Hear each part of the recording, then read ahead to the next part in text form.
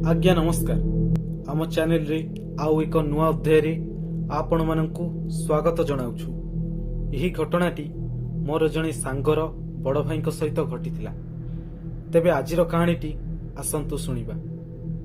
से भाई कहूथिले कि से दिन मु मो मामू घर को जाउथाई। राति 7टा बेले ट्रेन धरिबार थिला। एमितिरे मु संध्या पूर्वरु घरु बाहरी जाइथिली। आउ स्टेशन रे पहुंची खाद्य जिनिस किणिबारे लगी। यह भितर ठीक 7टा बेले ट्रेन आसी स्टेशन रे पहुंची जाइथिला। ट्रेन आसीबा क्षणी मु ट्रेन रे चढ़ी गली।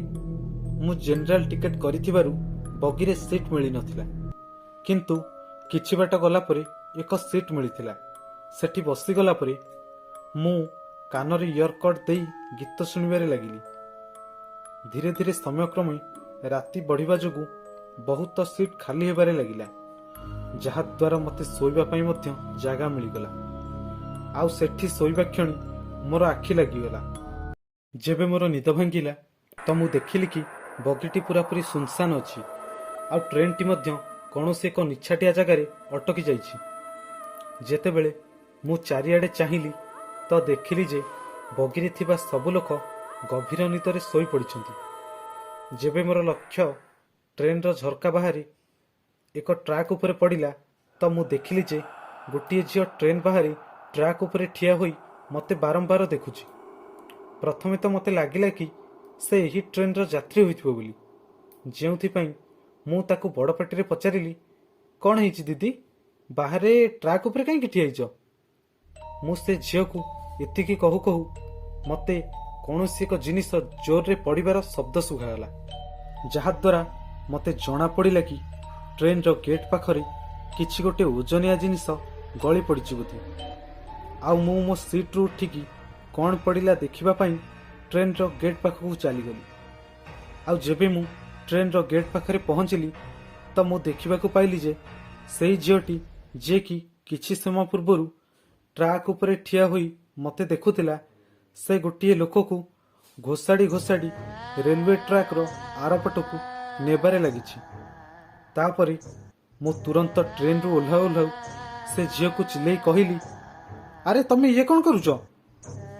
मु एतिकी कहला भितरे पछपटू किए जणे मते जोर रे धक्का देइथिला। आउ से धक्का देला परे मु जाई एक इलेक्ट्रिक खुंटरे पिटी होई गेली, जहा द्वारा मो मुंडटी बाड़ेई होई गेला ओ मो आखि आगरे अंधकार घोटीगला। आउ जेतेबेले मोर होश आसिला तो मु एबे भी सही जगार ट्रैक उपरे मुह माड़ी पड़िथिली। आउ जेबे मु उठिबाकू चाहिली तो मु देखिली कि मो गोड़र मांसपेशी गुड़िक छिड़ी छिड़ी रक्ताक्त हो जाइथिला, जेउथि कि मु मो गोड़रे ठिया भी होई पारुनी। आउ एबे मो ट्रेन टी मध्य सेठारु चली जाइछि। मु एबे भाबुथिली कि मु एबे कोन करिवि। सेतिक बेले मते ट्रैक रे कंपन सुभागला, माने कौनसी एक ट्रेन सही ट्रैक रे आसुथिला। मु कौनसी मते निजको ट्रैक रो दूर को नेबाकू चेष्टा करुथाई तो सेतेबेले मते ट्रेन रो हॉर्न सुभागला। आउ हॉर्न सुनिबा परे मोर छाती भी जोर रे धक धक हेबारे लागिथाय। जानिनी हठात मो देहरे अचानक केउठु बळ आसीगला। आउ मु तुरंत ठिया होई गेली। आउ ट्रैक टू मध्य दूर को चली गली। मु दूर को गला परे सेठारे एक मालगाड़ी जोर रे चली गला। आउ मालगाड़ी टी गला परे सही झीलटी मते पुणी थरे देखागला, जे कि ट्रैक रो आरपटरे ठिया होइथिला। आउ एबे से बहुत खतरनाक आउ भयानक देखा जाउथिला। तार पूरा देहरी खाली रक्त ही रक्त लागिथिला। मते यह बुझिबाकू डेरी लागलेनी कि मो जीवन भी बहुत विपदरे अछि बोली। सेही समय रे मु किछि न भाबी दौड़िबाकू लागिली। आउ दौड़िला बेले जेबे मु पछको नाही देखे तो सही झीलटी ठीक मोर पछरे ठिया होइथिबार देखा जाय, जेउथि पई कि मु आहुरी जोर रे दौड़िबाकू चेष्टा करुथाय। पुणी जेबे मोर लक्ष्य सही रेल ट्रैक रे पसिथिबा किछि लोकंक ऊपर पड़िला तो मते लागिला कि एबे मु बंची जीवी बोली। किंतु जेमिति मु एबे सही लोक मानकू डाकिली तो सेमिति सही लोक माने एकाथरे मते कटमट करी चाहिले। आउ जेबे मोर लक्ष्य सेमानक चेहरा ऊपर पड़िला तो मु बहुत डरी गली। प्रकृत ସେମାନେ ଭୂତ ହିଁ ଥିଲେ। ତାଙ୍କର ଚେହେରା ପୁରା ଧଳା ଓ ଆଖି ଗୁଡ଼ିକ ପୁରାପୁରି କଳା ଥିଲା। ତାପରେ ମୁଁ ନ ରହି ଦୌଡ଼ିବାରେ ଲାଗିଥାଏ। ଆଉ ଏବେ ସେ ଭୂତୁଣୀ ସାଙ୍ଗରେ ବି ସେହି 4 ଜଣ ଭୂତ ମୋ ପଛରେ ପଡ଼ିଗଲେ। କିନ୍ତୁ ମୁଁ ଦୌଡ଼ିବାରେ ଲାଗିଥାଏ। ଆଉ ଦୌଡ଼ି ଦୌଡ଼ି ଗୋଟିଏ ଜାଗାରେ ଅଚାନକ ପଥର ବର୍ଷା ହେବାକୁ ଲାଗିଲା। ସେତେବେଳେ ମୋ ମୁଣ୍ଡରେ ଏକ ପଥର ଆସି ବାଜିଲା। ପଥର ବାଜିଲା ପରେ ମୁଁ ସେଇଠି ଟଳି ପଡ଼ିଲି। ପୁଣି ଯେବେ ମୋର ହୋସ୍ ଆସିଲା ତ ମୁଁ ଗୋଟିଏ ଗଛ ତଳେ ପଡ଼ିଥିଲି। ଆଉ କିଛି ପିଲା ମୋ ପାଖରେ ଠିଆ ହୋଇଥିଲେ।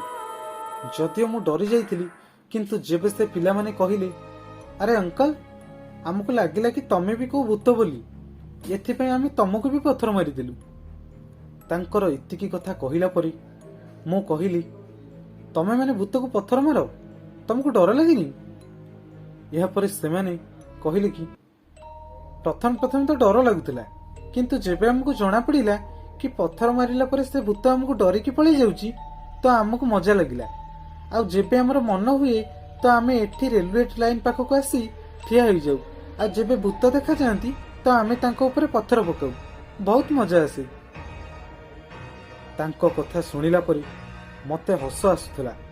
ତା ସହିତ ଶିଖିବାକୁ ମିଳିଲା ଯେ ସବୁ ଜିନିଷର କିଛି ନା କିଛି କମଜୋରି ଥାଏ।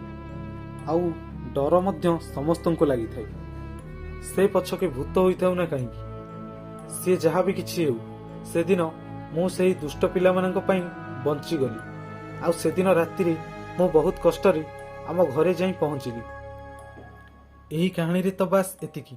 ଯଦି କାହାଣୀଟି ଭଲ ଲାଗିଥାଏ ତେବେ ଲାଇକ୍, ସେୟାର ଆଉ କମେଣ୍ଟ କରିବାକୁ ଭୁଲନ୍ତୁ ନାହିଁ। ପୁଣି ଦେଖାହବ ଆଉ ଏକ ନୂଆ ଅଧ୍ୟାୟରେ। ରହୁଛି ଆଜ୍ଞା, ନମସ୍କାର।